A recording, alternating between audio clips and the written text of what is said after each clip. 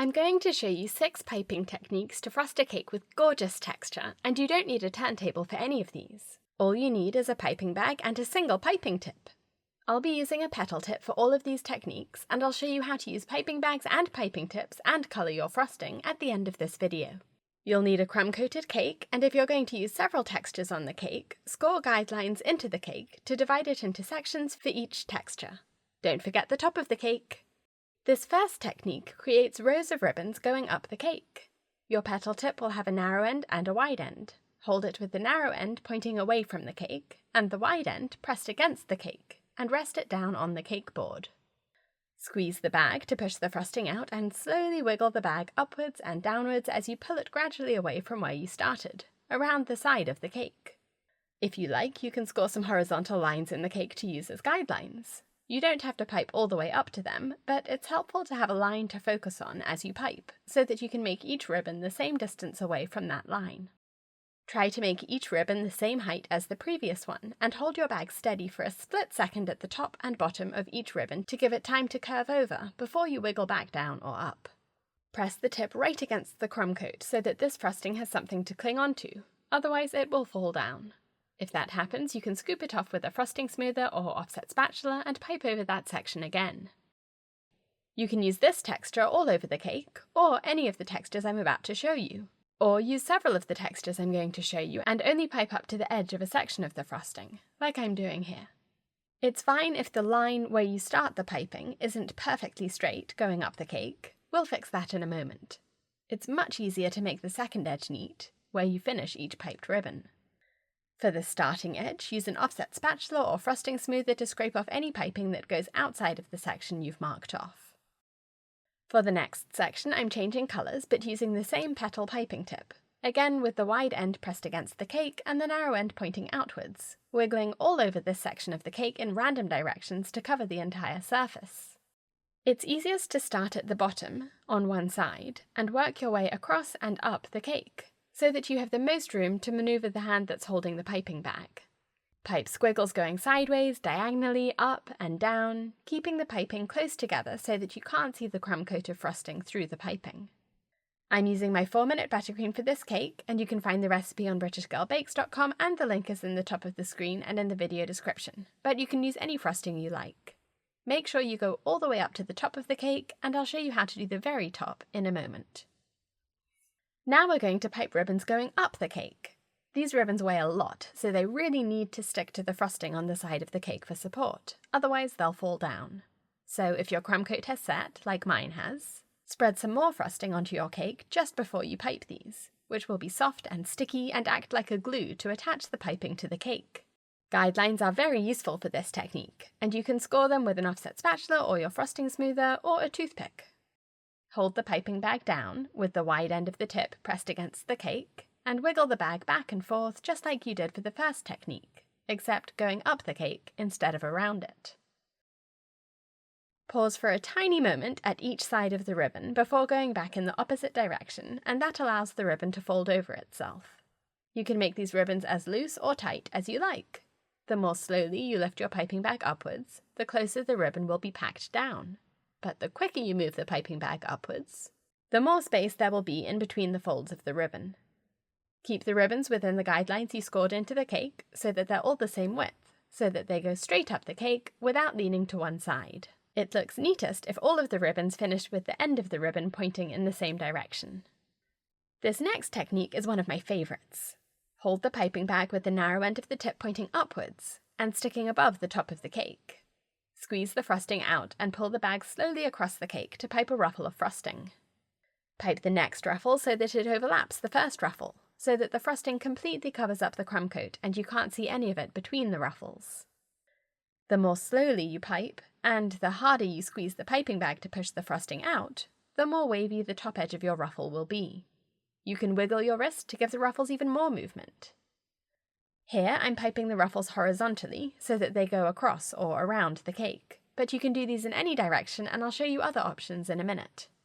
Rest the piping tip down on the cake board for the final ruffle to make sure it goes all the way down to the bottom of the cake to cover up the crumb coat. Remember the top of your cake, and you can replicate any technique onto the top. So for the yellow squiggles, I'm doing exactly the same random movements to cover up the top section of the cake, and the only difference on the top of the cake, if you're piping sections of different textures, is that you're piping onto a pie-shaped area instead of a rectangular section on the side of the cake. So you'll have to make your piping very narrow as you get towards the middle of the cake. These ruffles are really easy to pipe onto the top of the cake, curving each ruffle around to mimic the shape of the outer edge of the cake, and overlapping the ruffles to cover up the crumb coat. If you're enjoying this tutorial, please click the thumbs up button to like it, and subscribe to my channel for a new cake decorating tutorial every week. Repeat each piping texture onto the top of the cake, starting with the very outer edge of the cake to make sure the texture covers up the entire crumb coat, so that you don't see it sticking out around the top edge of the cake. If you smudge any of your piping, you can use a toothpick to tidy it up, or just scrape that section of piping off the cake and pipe over that area again. If the crumb coat has set before you pipe, it's very easy to scrape off any messy piping because you won't damage the crumb coat as you scrape, because the crumb coat will be firm and it will hold its shape.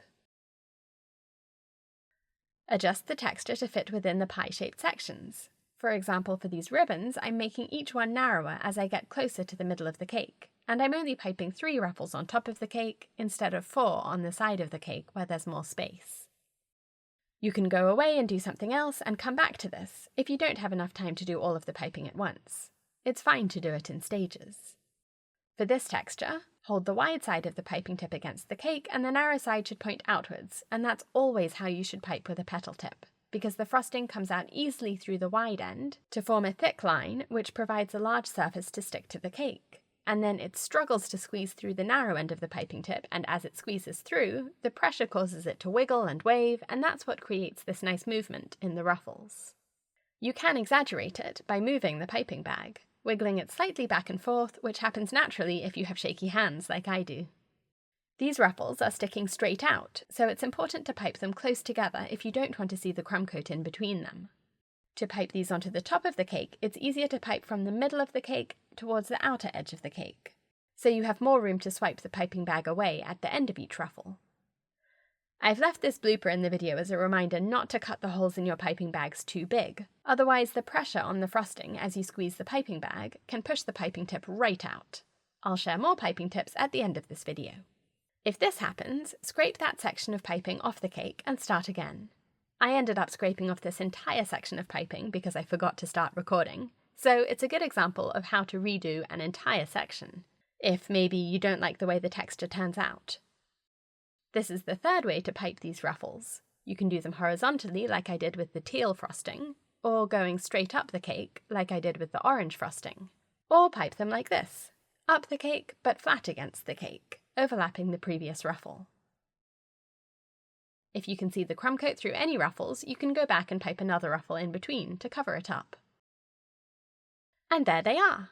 6 beautiful textures, all piped with a piping bag and a petal tip, with no turntable required.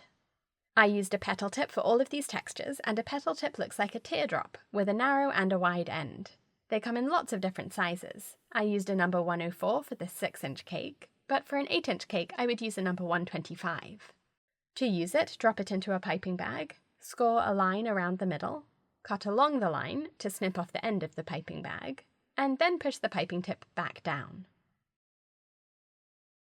Fold over the top of the piping bag and spoon your frosting into it, and this keeps the top of the piping bag clean, so you won't get frosting on your hands when you pipe. To colour your frosting, I recommend using gels, which are more concentrated than liquid colours, so you can make really bright and bold colours with just a few drops of colour. If you're using several colours of frosting, you can prepare them all now if you have several piping tips, or clean the piping tip after each colour and reuse it with the next colour. If you have couplers, you can switch the piping tip between different piping bags, and I cover that in lots of detail in the module on piping bag basics in my online course on 50 easy cake decorating techniques for any skill level. And the link for that course on my cake school is in the top of the screen and in the video description. If you're looking for inspiration, join my Club Plus for access to all of my online classes and courses, as well as live online classes and Q&A sessions for members only. Thanks for watching!